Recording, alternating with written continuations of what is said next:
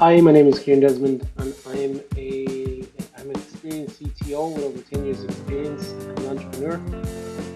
The question I get asked regularly when I guess speaking with clients and speaking with prospective businesses that I work with is how much coding do you actually do? So this video is just a portfolio video, just to give an example of some work. Okay, so I quite like the numbers game and countdown. So I just put together a very simple game, which is the numbers game. How does it work? So you have the target. So you have to multiply, add, subtract, divide in whichever order in combination to get to the target. So this is just a very simple VueJS app. I've kept it very Spartan, but this is component driven. So these tiles are all individual components. This is just a different class of the same or different type of the same component. So this is the target tile. This is just a numbers tile. So again, so just general patterns, code reuse, some randomization then of numbers. So I have different randomization and stuff happening here. If I was to commercialize this idea or this particular game, I would use a nice template to begin with, like in VueJS. You can use material design. So something I might come back to do at some stage just to make it look a bit more shiny. Anyway, under the hood, so this is available in my public GitHub repository here under Kieran Desmond under Countdown Game. I'll share this in the comments. So that's just a very basic example. Just as well to show I'm a full stack developer as well as being someone who can architect solutions. In this case, I'm actually using Docker to actually run the project and host it. Reason I'm filming the video is so that I can just show an example of how you could set up a project like this and very quickly and easily run it. So I've set up some extra scripts here so I can run very quickly and easily. So this is running Docker locally. It's taking the code and it's mapping there to the container Countdown app, and that means that at least I can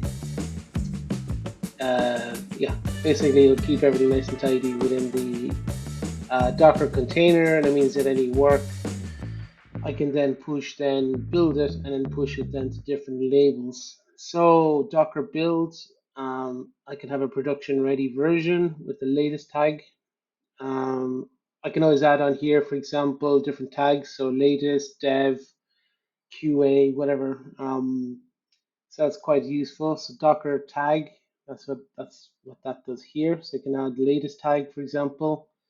So you could say latest or dev or QA as mentioned, and then Docker push. So in one command, all I need to do to set up is go yarn Docker push, and then that would, if there are any changes, package them. Obviously, there's not. I need to re-authenticate my token in this case, but yeah, in ordinary circumstance, that would push. Okay, so how would that look like? So I'm using ECR and ECS. So ECR is your container registry, so that's where the Docker container would go. So here we go. You have Countdown app set up, and there's the image with the latest tag on it. And then ECS then. So this is where Elastic Container Service. So this is one is the registry, the other is where the action happens. So this is where all the fun stuff goes on. So I have my task definition set up. I have a cluster. You could add load balancing to this, and it's quite flexible.